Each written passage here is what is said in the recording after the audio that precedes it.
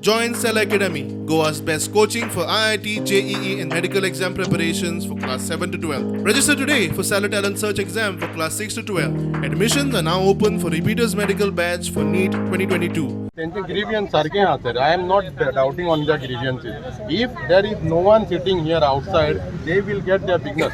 Okay, this is allotted to them by Jindal. There is a specific business to be done by them. They are doing all the other business than what is allotted to them. So why don't you all come one day in the morning and ask those people who make you sit here and who is your godfather and who कोणाक हफ्तो कितें दिता विचारा मरे तुम्ही येवन तेंका.